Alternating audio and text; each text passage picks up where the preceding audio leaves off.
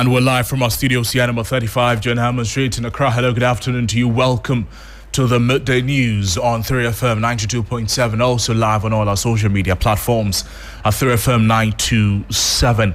Coming up this afternoon, 3 companies under investigation over Electricity Company of Ghana's missing containers from the port. This afternoon, we'll take you live to Shai Hills, where the Energy Minister is leading officials to inspect some cables.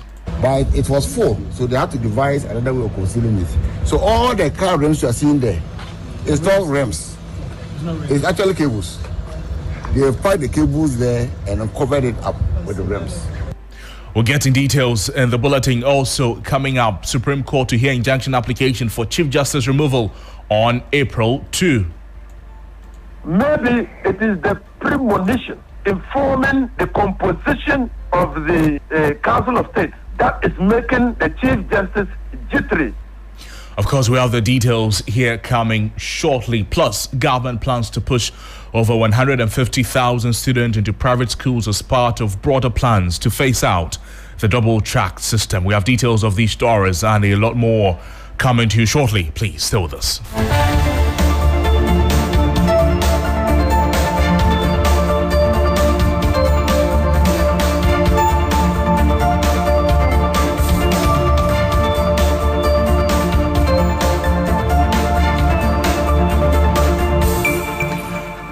You're reminded that we're live also on all our social media platforms at 3FM 927. My name is Noble Crosby, and let's get into the details of the stories this afternoon. 3 companies are currently under investigation over ECG's missing containers from the port after national security uncovered a cartel cutting electrical cables to the detriment of the state.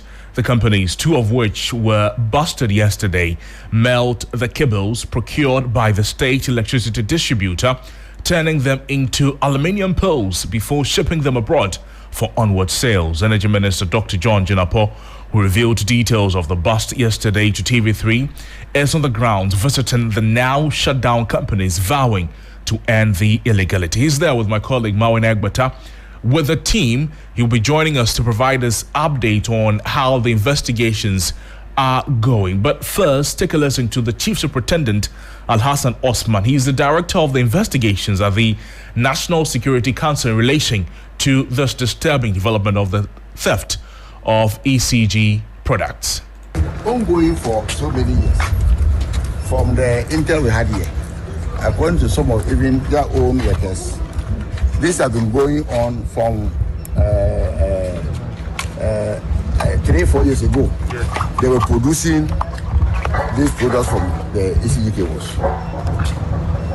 So it's not even a new thing. So you can imagine the amount of money that they have been able to get from it. And now people sell it very cheap to them. From here, I want us to go and then you see the modules, how they conceal it. They have a warehouse that when they buy, they stack all the cables there. But it was full, so they had to devise another way of concealing it. So all the car rims you are seeing there, it's not rims. It's actually cables. They have put the cables there and covered it up with the rims. So we'll go there, you look at it. They will now go to the warehouse itself, and you also see the quantity of cables we have there. Okay, it has fully packed rims here, but we only have the rims on top. But under forward, basically we have to push from up to expose this side. And that is some of the exhibits that we have here. Now, so that is Chief Superintendent Al-Hassan Osman, the Director of Investigations at the National Security Council, explaining to some journalists on the update of this very disturbing development. That my colleague Mustapha Gbande, he is with the team, is joining us with some more. Mustapha, thanks for joining us on the program. What more can you report on this visit by the Energy Minister?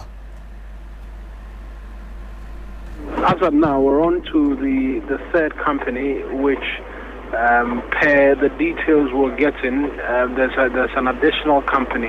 Yesterday we know that there were 2 companies initially within the Shire Hills area where the national security operatives went in and were able to discover the 40 containers which the minister reviewed details of to us yesterday at Media General. 40 of such containers were traced to the Shire Hills area. As at this afternoon, we get the indication there's an additional company. That's where we're headed right now, and so it brings the number to 3.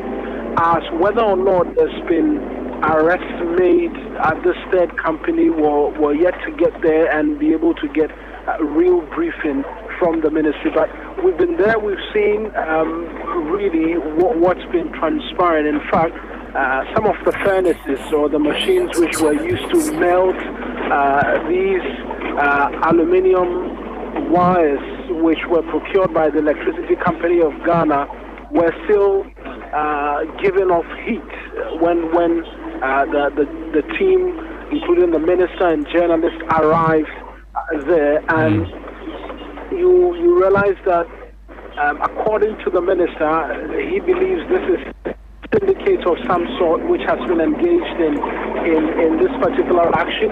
The Director of Investigations at the National Security Council tells us that per initial interrogation thus far, it does suggest that this particular activity has been ongoing for the last 3 to 4 years. Right. And so we could be seeing details emerge subsequently that a number of these containers may have been moved long ago and have been smelted into aluminium poles and subsequently shipped off out of the country. Right.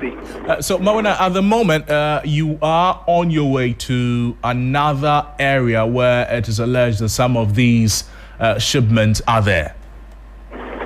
Yes, that's exactly what's happening. So yesterday, we know that we got details that there was 2 companies, 12 Chinese have been arrested, and then some Ghanaian nationals as well from these 2 companies. Today, we got word that this company, which is in the phone area as well, has also been engaged in this particular illicit activity, and operatives of national security picked up intelligence, and so we're on our way there. Then we can see for ourselves what the details are, and then a lot more briefing can be provided by both the team from national security and then the energy minister, who's been mooting ideas in relation to what it is that can be done to recover some of the investments that have been made into shipping in these containers and these items which are supposed to be used for rural electrification, but have ended up in these warehouses and companies which are now being melted and turned into aluminium poles. Right. Mawana, I'll let you go. We're having trouble hearing you clearly, but Eric Mawana Egbata is my colleague, and he tells us that he, with the minister and the team, they are on their way to another area where there are reports that some of these missing cables belonging to the electricity company of Ghana have been transported to illegally. So you'll want to stay with us here on 3FM, also on all the Media General platforms, particularly on 3news.com. We'll tell you how it is going and when it all happens. But earlier, my colleague Blakk Rasta, he was also with the team last night when the national security operatives moved in to arrest some 12 Chinese nationals, also in relation to the ECG missing cables. Upon the receipt of an investigative report set up by the Minister of Energy, 1,347 missing containers at the Tema port belonging to the Electricity Company of Ghana, the National Security set out in motion upon a tip-off to trace the missing consignment. Intelligence led to 2 Chinese aluminium smelting companies that Shire Hills believed to have bought the conductor cables supposedly that got missing. The team entered the first company, Ponlock Manufacturing Limited, and rounded up 8 Chinese believed to be owners and a Ghanaian manager. A search in the premises showed the conductor cables were being melted together with other scrap to form aluminium bars ready for export. So here it's called the firehouse. So why it is what they cut it into pieces and they feed into this machine. Then it's just movement. And then to the rampage. A further search revealed some of the conductor cables were concealed in car rims. The purpose remains unknown. Conveys that there could be more to the suspicions. The operatives also uncovered the wooden rolls the conductors were binded on being bent. That was a report by my colleague Kumla Kluge. Join us on our social media platforms for the full reports there. But now, let's now speak to Richard Kumado. He's a fraud prevention expert and a security consultant on these developing instances concerning the electricity company of Ghana. Mr. Kumado, thank you. Do you think the security agencies will get to the bottom of these investigations, particularly so because we don't know the real individuals who sold the cables to these Chinese companies? How far can government go, and when can we expect, results? I agree with you perfectly. What came to my mind this morning, I wouldn't have used the word missing. I would have said cables have been stolen or containers of electricity has been stolen. And once they are stolen, they are thieves who stole it. Who are these thieves? Before we even get to know who their accomplices are.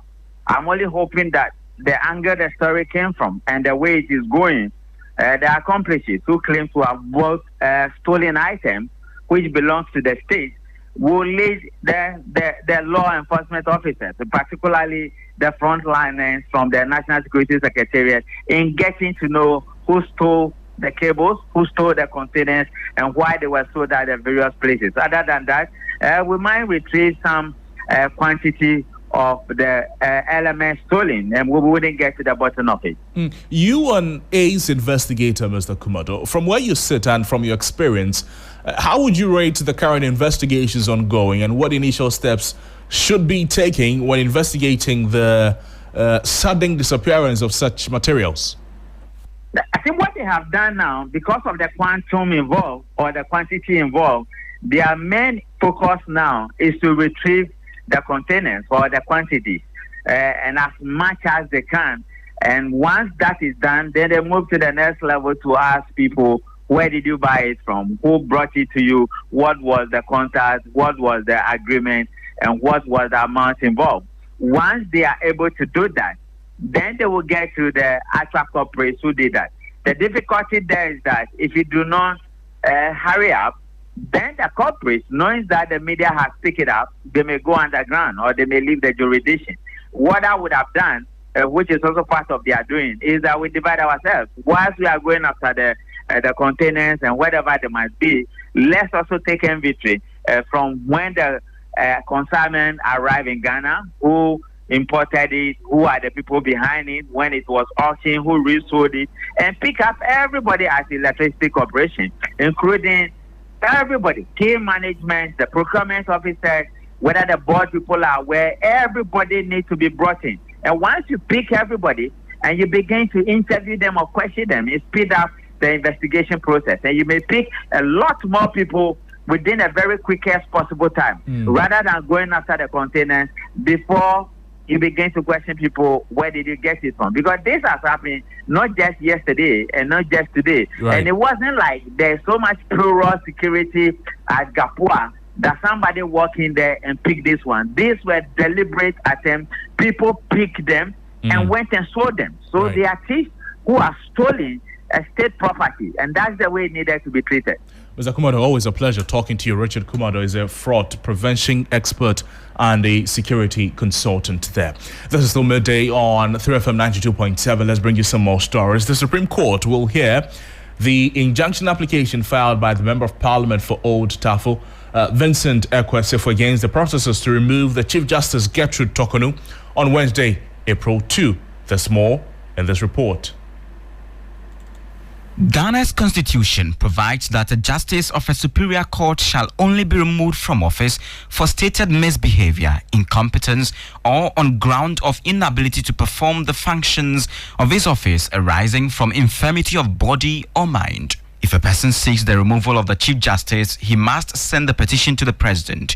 The constitutional provision originally only required the President to, in consultation with the Council of State, appoint a committee consisting of 2 justices of the Supreme Court, one of whom shall be appointed chairman by the President, and 3 other persons who are not members of the Council of State, nor members of Parliament, nor lawyers to inquire into the petition. The Supreme Court, in the case of Frank J. Chum versus Attorney General, explained that it was necessary for the President, in consultation with the Council of State, to first determine whether a prima facie case is disclosed in the petition. This is a process to decide whether at first impression a person will conclude that the petition raises issues worth inquiring into. Minister of State in charge of Government Communications, Phyllis Kwachio-Fosu, in a March 25th statement indicated that the President had forwarded 3 petitions to the Council of State for consultation processes to begin.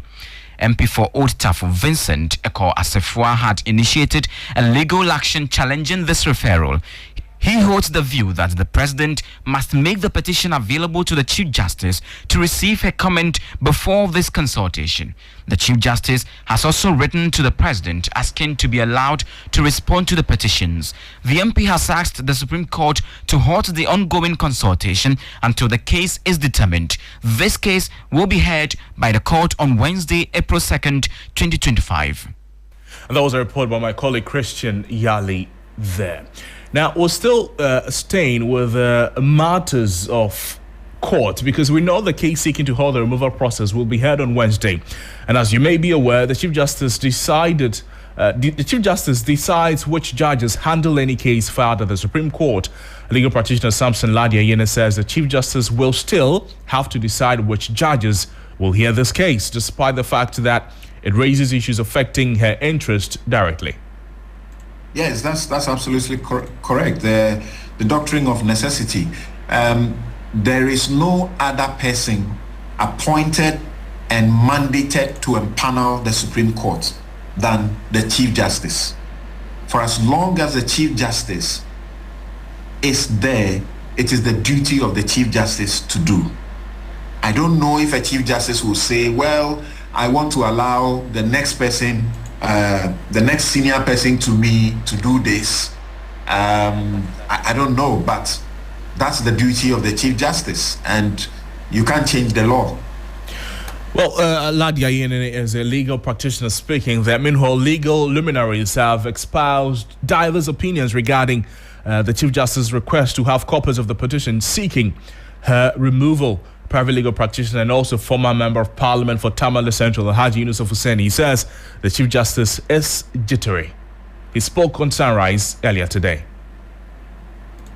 Maybe it is the premonition informing the composition of the Council of State that is making the Chief Justice jittery. Well, what about if the Council of State comes to the conclusion that petitions are not weighty enough to require the Chief Justice to open to be investigated? Right. And you are suggesting that the Council of State cannot come to that conclusion? Is that the feeling that I get? If that is the feeling, it is what is pushing that narrative of Justice Aban is what is pushing the Chief Justice to try to use practices that she developed under Article 1463 when a petition for the removal of a Superior Court of Judicature is referred to her, to try to supplant the requirement of determining a prima facie case. Yusuf Hussein is a private legal practitioner and also former member of Parliament for Tamale Central. There also former MP for Gomwa West, Alexander Kojo Aban, believes the Chief Justice accusers must be bold enough to face her. I think that anybody who has thought about it to say that, yes, I have a case to make against the Chief Justice should also be bold enough to say that, yes, I'm ready to face the person I'm accusing. Because it's a cardinal rule of law that let your accuser, the accused person must be given the opportunity to face or meet the accuser.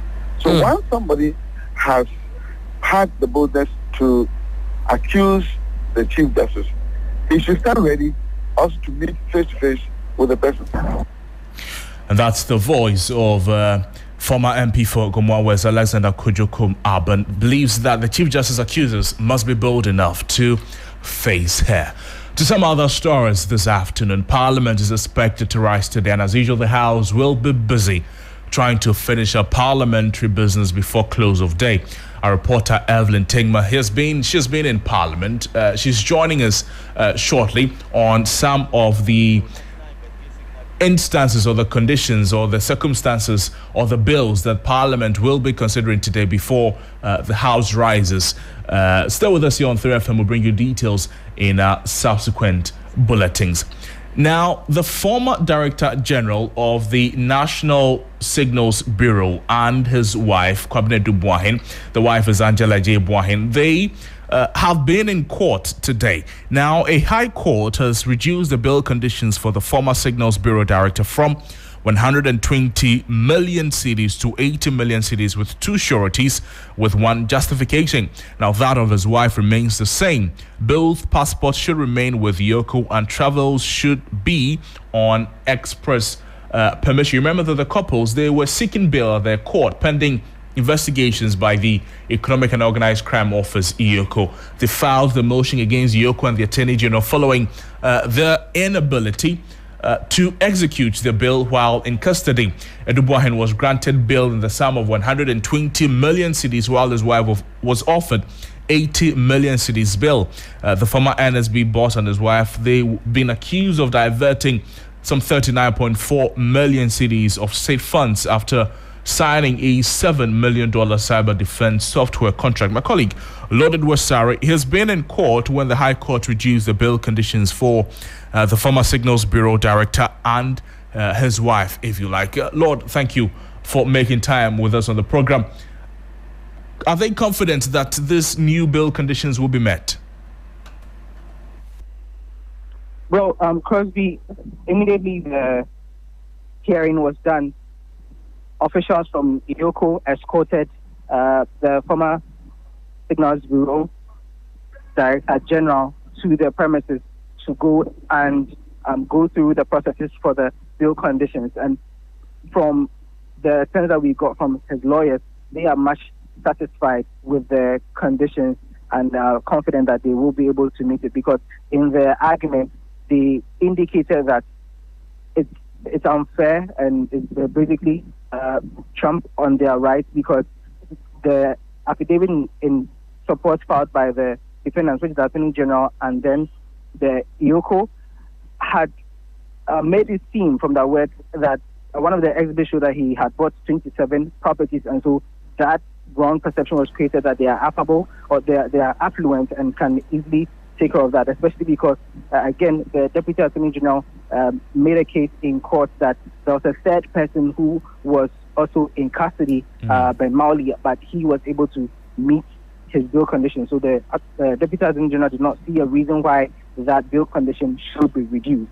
But after hearing the arguments from lawyers for the suspects and then the Attorney General, the presiding judge Namasa Ruby Aite reduced it to 80 with two sureties, and then that of his wife was retained at the same point with no justification. And because one thing that also came up in court was that, and that was one of the things that the prosecution were trying to make a case for the reduction not to be made. Now, they indicated that upon his arrest, his wife was contacted, and immediately she was put through CCTV cameras per the prosecution led by the Deputy Attorney General, Dr. Justice Ramsay, indicated that CCTV captured his wife ripping apart a suitcase that they believe contained multiple foreign bills, possibly to destroy evidence and other matters.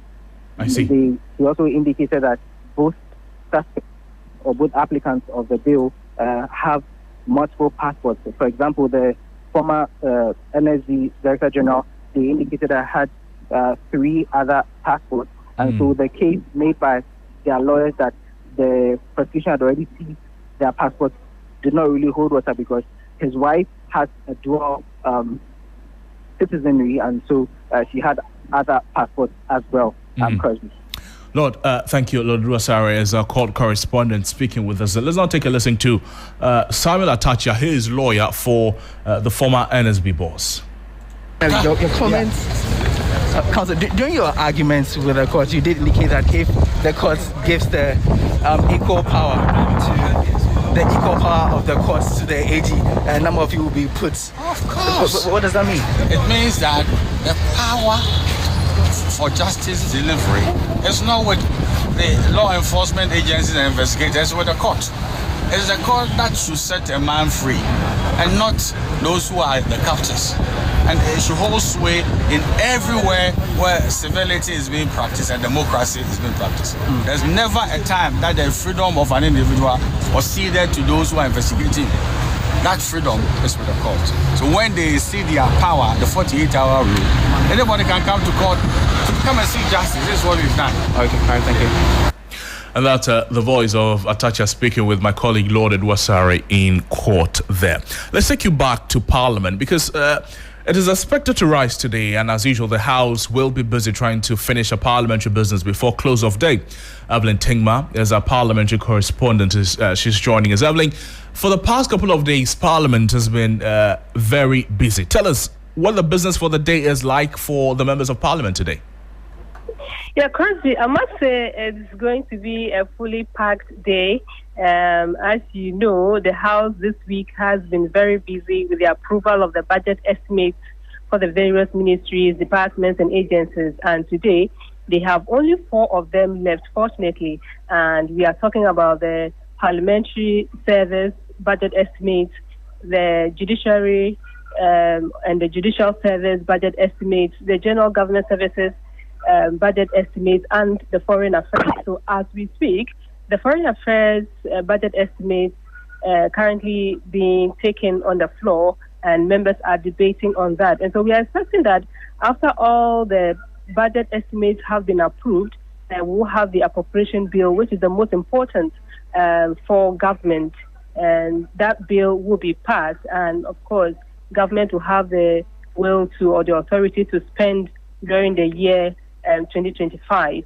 And so aside to the budget estimate, and yesterday the finance minister, Dr. Kasela Tuforsen, also presented some bills to the House, which included the Ghana Cocoa Board amendment bill, and the public financial management bill, the petroleum revenue management amendment bill, and the Ghana Gold Board bill 2025. And so we are expecting that the House will debate on all of these bills today and get them passed. And of course, with the Cocoa Board bill, and we are told that we know that Cocoa Board is currently under the Food and Agriculture Ministry, and government is trying to take it away from that particular ministry and send it to the Finance Ministry, because we are told that most of Cocoa Board's activities are mainly financial, and so the Finance Ministry will have to have that supervisory role over Cocoa Board. And so that will be done today, and of course, we'll be expecting that all of these things to be done before they rise. Crosby. Evelyn, thank you so much for your time with us on the program. Evelyn Tingma speaking with us from Parliament there. Now, before we take leave of you this afternoon, the National Intelligence Bureau is on a manhunt for alleged criminal gangs engaged in the transporting of tons of cocaine across Ghana. The NIB intercepted the massive consignment of cocaine weighing 3.3 tons en route to Accra from the western region. The operation conducted on March 4, 2025 at Peidu Junction in Cape Coast uncovered 143 sacks of cocaine concealed beneath sand in a tipper truck traveling from Takoradi in the western region to Waja in Accra. The truck, which had 2 occupants, was intercepted following intelligence gathering efforts by the NIB.